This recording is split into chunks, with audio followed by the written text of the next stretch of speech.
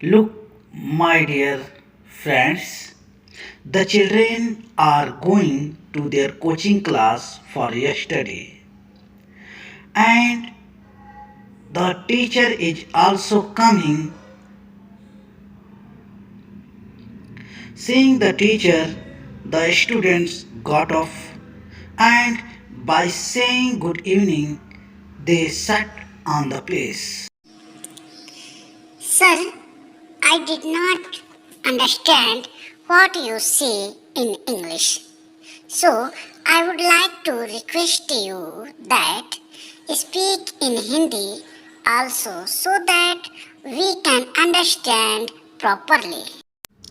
So, my dear child, you want to say that I should speak Hindi also so that you can understand well, isn't it? And you people, do you have any problem? Yes, sir. I also face such type of problem.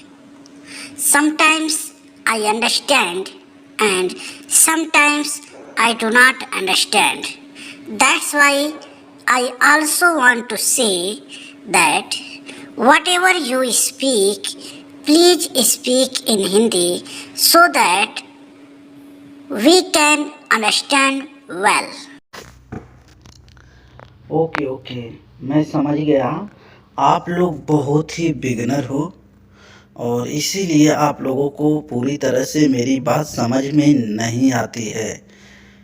खैर कोई बात नहीं, मैं आप लोगों को सिखा दूंगा और बोलना भी सिखा दूंगा। सो मैं समझता हूँ कि जो इसके पहले मैं आप लोगों को लेक्चर दे चुका हूँ उसे भी अब हिंदी में आपको बता दूँ ताकि आपको कहीं कन्फ्यूजन ना रहे। ठीक है बच्चों?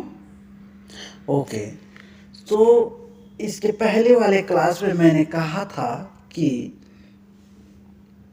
इंग्लिश सारे लोग जो बोलते हैं वो 3 स्टेप पे बोलते हैं। पहला होता है स्टेट ऑफ बीइंग, एंड दूसरा होता है स्टेट ऑफ पोजेशन, एंड तीसरा होता है एक्शन। तो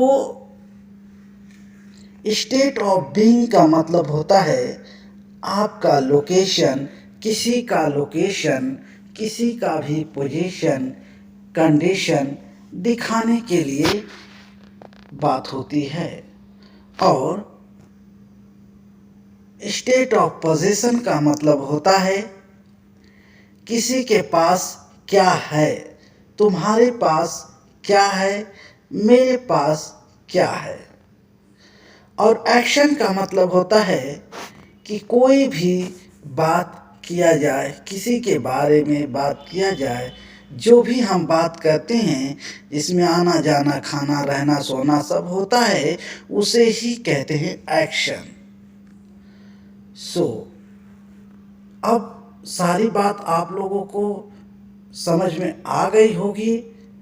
सो अब हम लोग एक उठाएंगे स्टेट ऑफ बीइंग, इसके बाद स्टेट ऑफ पोजीशन, इसके बाद एक्शन, और इन सारे पे बहुत सारे सेंटेंस बनाएंगे और बोलने की प्रैक्टिस करेंगे। ओके।